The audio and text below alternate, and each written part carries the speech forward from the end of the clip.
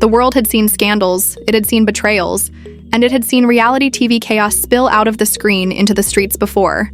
But nobody was prepared for the day Doug Christie folded right in front of cameras, reporters, and a courthouse full of spectators who thought they'd seen it all.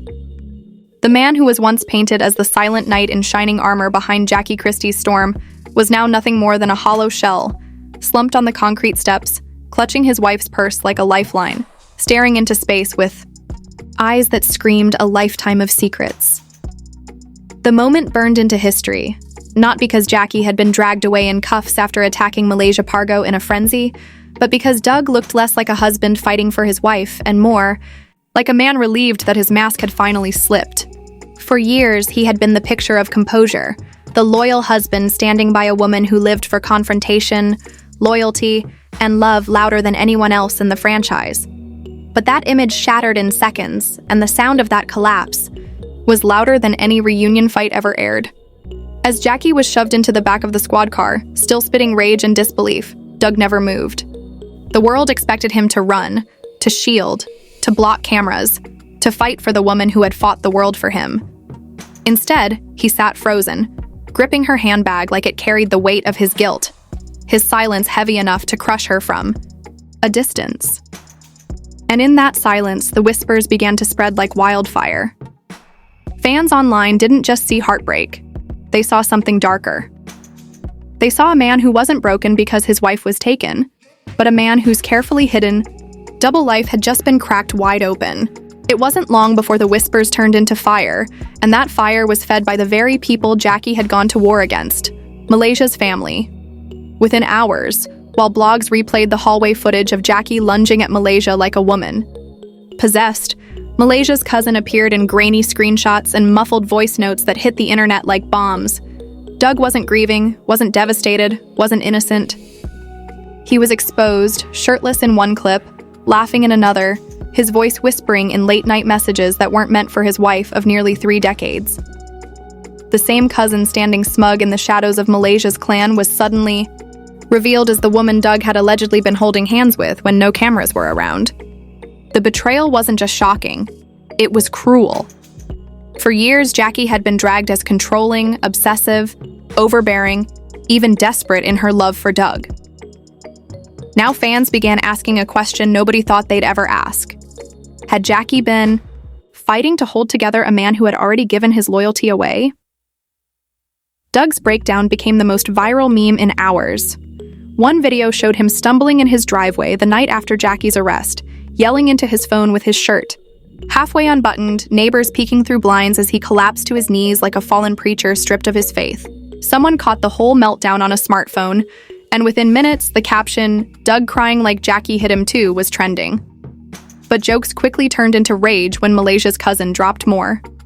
Screenshots of late-night texts, where Doug allegedly wrote, "I wish I had met you first. Jackie doesn't let me breathe. You let me feel like myself again." Messages stacked one after another, showing not a moment of weakness, but a pattern, a double life lived with precision. Jackie's attack on Malaysia was no longer viewed as random. It was painted as the final explosion of a woman who had been sitting on betrayal too deep for words. Jackie had always been explosive, yes. She was impulsive, wild, quick to scream, quicker to throw a drink, but even her enemies admitted she swung with reason. Behind the chaos was loyalty. Behind the loudness was love. And now the narrative twisted. Had she known? Had she felt it? Had she suspected the man she defended through every insult, every reunion humiliation, every brand-shattering rumor had been sneaking around with the very family of her rival? Suddenly, Jackie's attack didn't look like random rage.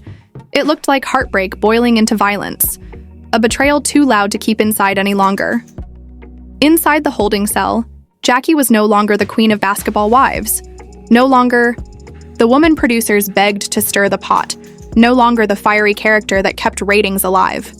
She was stripped down, orange jumpsuit loose on her frame, fluorescent lights buzzing above her head with no off switch. For the first time in decades, Jackie had no glam squad, no cameras, no Doug standing beside her. Just silence. And it was that silence that destroyed her. Not the cuffs, not the mugshot, not the cell. She had lived her life fighting to be heard, and now the only voice she wanted to hear was Doug's. But Doug stayed silent, posting cryptic Instagram captions, deleting old photos, liking comments that painted him as a victim instead of the betrayer he was. Fans weren't buying it. They flooded his page with fury. "Suffering? Jackie went to jail for you, clown. Where was your loyalty?" Another wrote, "Doug ain't broken. He broke Jackie. That's the truth." Jackie's mugshot trended, her swollen eyes staring blankly into the camera, but the real image burned into people's minds wasn't the police photo. It was Doug, sitting outside the courthouse, holding her purse like he didn't know what else to do with his hands, now that he had nothing left to hide. The man who had built his reputation as quiet, loyal, unbothered, now exposed as the calm that was covering rot. Malaysia's family fanned the flames, dropping recordings where Doug allegedly confided his resentment, how he felt suffocated, how he needed to feel like a man again. That single phrase became the dagger. Blogs dissected it, fans debated it, and women across social media began dragging him to filth. For years, Jackie had been mocked for being too much, for loving too loudly, for demanding too much presence from Doug. But now the story flipped. Maybe she wasn't crazy. Maybe she wasn't clingy. Maybe she was fighting for a man who was already slipping away, piece by piece, word by word, lie by lie. The emotional wreckage bled into every platform. Shade Room, TMZ, Hollywood Unlocked, all posting new angles of the courthouse scuffle, side by side with the alleged screenshots of Doug's affair. Producers who once relied on Jackie to drive entire seasons now whispered behind closed doors that VH1 was on the brink of cutting ties. Brands that once courted her pulled away. The queen of loyalty was suddenly painted as the face of humiliation. But what hurt wasn't the contracts, wasn't the blogs, it was Doug. Because while Jackie sat alone in a cell whispering his name into the concrete walls, Doug was seen checking into a Beverly Hills rehab center, sunglasses covering swollen eyes, head bowed like a ghost trying to hide. Sources whispered that he told staff he never wanted to hurt Jackie, that he never wanted it to go public. But he also repeated, "I just needed to feel like a man again." That one line ricocheted across the internet. Fans remembered every interview where Jackie answered for him, every reunion where she defended him, every red carpet where she blocked women from hugging him, every time she demanded he FaceTime her on the road. What once looked like obsession now looked like survival. She had known. She had always known he was slipping. And her love had been her way of fighting back against an invisible enemy that was now standing tall in the form of Malaysia's cousin. Inside her cell, Jackie began to unravel. Guards whispered that she refused to eat, refused to take calls, refused to even make eye contact. She sat in the corner whispering Doug's name like a prayer gone unanswered. And then, days later, something shifted. She requested a pen and paper and wrote one chilling line. "I died the day he watched me get arrested and didn't blink." That note, crumpled and smuggled out by someone close to her, hit the blogs within hours. Millions read it, thousands reposted it, and suddenly Jackie's pain wasn't just entertainment, it was heartbreak. It wasn't about a fight anymore. It wasn't about a mugshot. It was about a woman who had given everything to a man who sat silent when she needed him loudest. Doug saw it too. Sources say when the note hit his phone, he locked himself in the rehab bathroom, punched a mirror, and cried until his body collapsed. He begged producers not to air the upcoming season, but VH1 smelled blood. Rumors swirled that they were planning a two-part special called Jackie's Fall, Love, Lies, and Locked Doors. The betrayal wasn't just personal anymore, it was being packaged as entertainment. And that was the cruelest twist of all. Jackie had lived her life accused of turning chaos into storylines, but now the chaos was swallowing her whole, and the producers she had made rich were ready to cash out on her pain. Meanwhile, Doug's silence grew heavier, his cryptic posts, making him look less like a victim and more like the villain in a story he'd tried to narrate from the shadows. The storm wasn't slowing down, it was only growing. And the world was left holding one question. Was this the collapse of Jackie Christie? Or was it the beginning of a war that would burn everyone in its path? The courthouse was already tense, before Jackie even entered. The air felt heavy, like everyone was bracing for an explosion. But when Jackie Christie walked in, there was no fire left in her eyes. Gone were the heels, the tailored gowns, the sharp-edged confidence that made her untouchable. Instead, she moved with a slow, deliberate pace, her prison jumpsuit sagging on a body that used to command red carpets, her face stripped bare of glam. It wasn't just a legal appearance. It was the image of a woman who had been gutted from the inside out.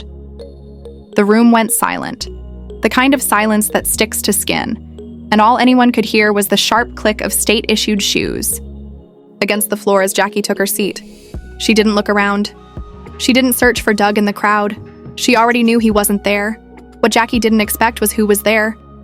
Malaysia Pargo's family filed in like they owned the place.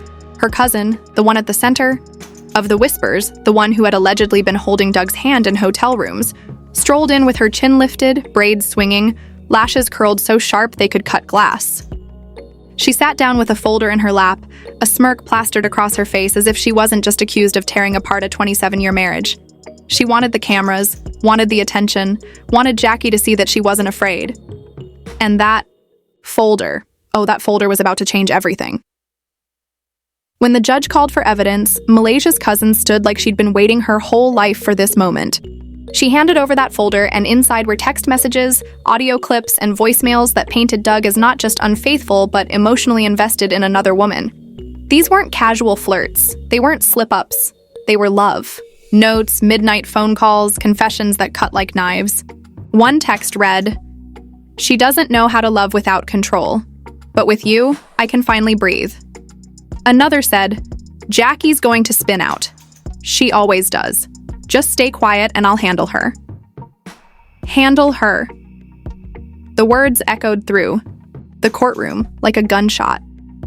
Jackie didn't flinch. She didn't blink. She sat perfectly still, staring straight ahead as if every word was slicing her open, but she refused to give them the satisfaction of seeing her break. Then came the voicemail. Doug's voice, shaky but clear, filled the room. "I wish I could tell Jackie the truth, but she'd never survive it. She thinks she owns me. I just wanted to feel seen. And you made me feel like I mattered." The gasp that rippled through the courtroom was audible. Reporters scribbled like their pens were on fire. Bloggers in the back whispered so loudly, even the bailiffs couldn't keep them quiet. This wasn't just cheating anymore. This was annihilation. It was a man erasing his wife piece by piece, year by year, while smiling for cameras and letting her fight battles he never intended to. "Win!" Jackie sat still, but her silence screamed louder than any outburst ever could. And then came the moment nobody could prepare for. Jackie's daughter, her baby girl who had grown up watching her mother fight for love and loyalty on screen, stepped up to the stand. Her hands shook as she clutched a piece of paper, her voice trembling, but every word landed like steel. "I watched my mom lose herself for him. I watched her change how she dressed, how she spoke, who she allowed around us just to make Dad comfortable. And he still left her. He just didn't have the courage to say it." The courtroom froze. Even the judge paused. Jackie didn't move, but tears welled at the corners of her eyes. She blinked them away, but the damage was done. The world had just witnessed the collapse of a marriage not from rumors or tabloids, but from the mouth of their child. Outside, paparazzi swarmed. And finally, Doug showed his face. Not inside, not to confront Jackie, not to face what he had done, but outside, in the parking lot. Cameras caught him standing in a black hoodie, his face red, lips trembling, eyes glassy with tears. He didn't step in. He didn't defend himself. He just stood like a ghost watching the building that held his wife's broken body and his daughter's broken words. One photographer asked, "Do you regret it?" Doug's voice cracked as he whispered, "She loved me too much." And just like that, the narrative shifted again. Fans didn't hear a man grieving. They heard a man blaming his wife's love for his betrayal. It wasn't guilt. It was cowardice wrapped in self-pity. Inside, Jackie's lawyer demanded a delay in sentencing. Too much evidence, too much emotional wreckage, too many voices layered into one storm. But Jackie wasn't waiting on a verdict. When she left the courthouse, she gave a single interview, her voice low but steady. I'm not angry anymore. I'm empty. I gave him everything. My name, my youth, my career. Now I don't even have my dignity. But maybe this is the wake-up call I needed. I can't save a man who didn't want to be found. The clip hit 3 million views in hours. Hashtags flooded timelines. Cheer free Jackie. Jackie deserved better. Silence is betrayal. And across the internet, women echoed her pain. It wasn't about jail anymore. It wasn't about a fight in a hallway. It was about the quiet betrayal that eats women alive while the world laughs at them for loving too much. But while Jackie spoke her truth, Doug disappeared again, this time checking into a silent retreat. No phone, no press, no team, just him, and the echo of everything he lost. And yet, even there, sources whispered he still couldn't let go of his self-pity.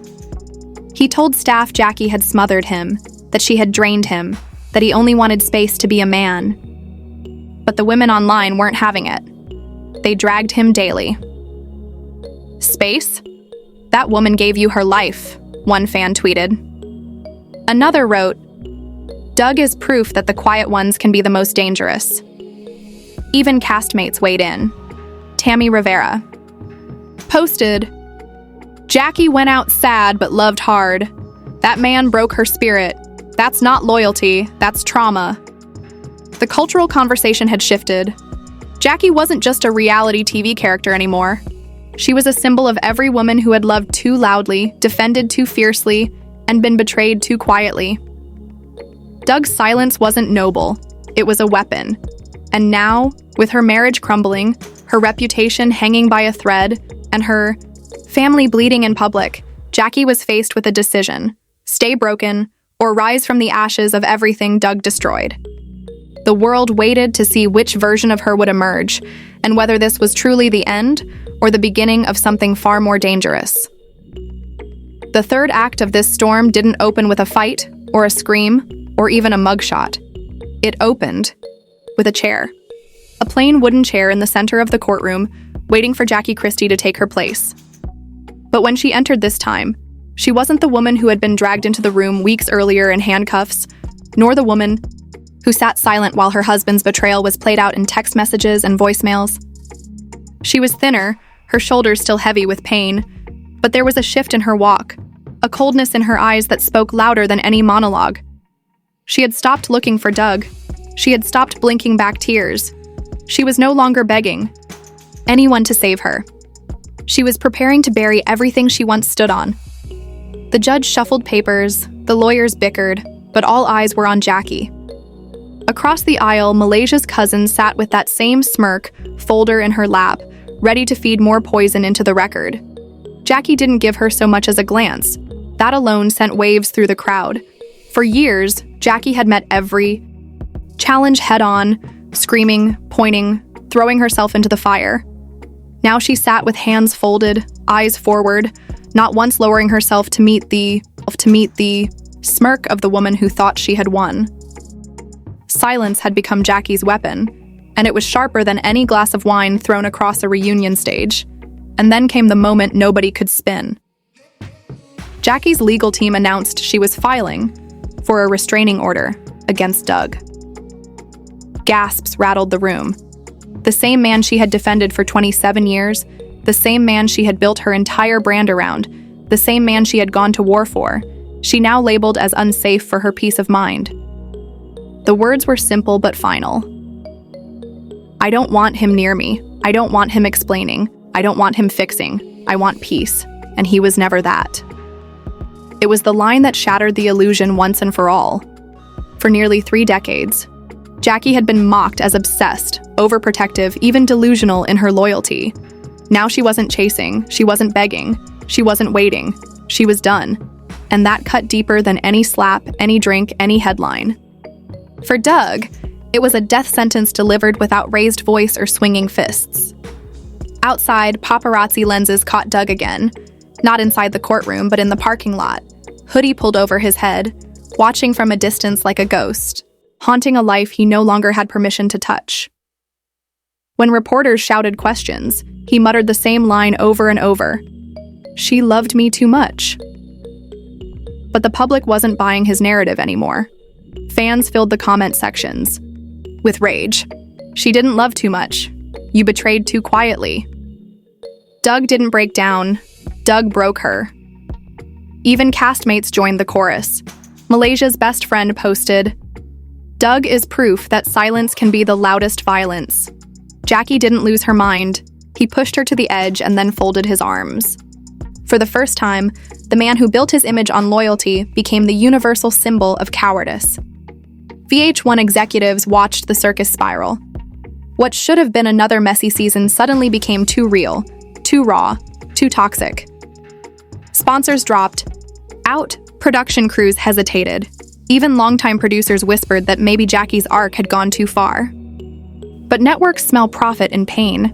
Leaks spread that VH1 planned to package the footage into a final season, Jackie's unraveling as the headliner. But Jackie wasn't playing by their rules anymore. From her holding cell, she had already sent word to her team. She wasn't filming another minute for the network that had eaten her alive. She wanted out, and she had bigger plans. Netflix, insiders whispered, was already circling, dangling a tell-all special with the working title, The Fall of Mrs. Christie. But Jackie wasn't signing on for revenge. She was signing on for release. For the first time, she wanted to tell her story without producers cutting her words into memes. Meanwhile, Doug spiraled deeper. After his silent retreat, he emerged thinner, paler, walking through airports with sunglasses hiding his face, refusing to answer when cameras asked the only question that mattered. Why? Friends claimed he barely spoke, that he carried guilt like a backpack he couldn't take off. He was heard muttering lines like, "I just wanted to feel like a man again," even as the world tore him apart for it. His family begged him to issue a public apology, but Doug stayed frozen, paralyzed, between his private shame and his public image. And in that silence, Jackie finally won. Not by shouting, not by swinging, not by humiliating, but by leaving him to drown in the echo of what he destroyed. Jackie gave her first post-trial interview weeks later. No glam, no stage lights, just her face tired but sharper than steel. She didn't scream. She didn't cry. She simply said, "I'm not angry anymore. I'm empty, but empty can be rebuilt. I gave him everything, my youth, my name, my career, and he gave me silence. Silence is worse than lies. Silence kills, but I'm still here, and that means I get to rebuild." The clip went viral within hours. Women across the country reposted it, adding captions of their own. "Are you free, Jackie? Silence is betrayal. Empty but free." It wasn't about basketball wives anymore. It wasn't about Malaysia. It wasn't even about Doug.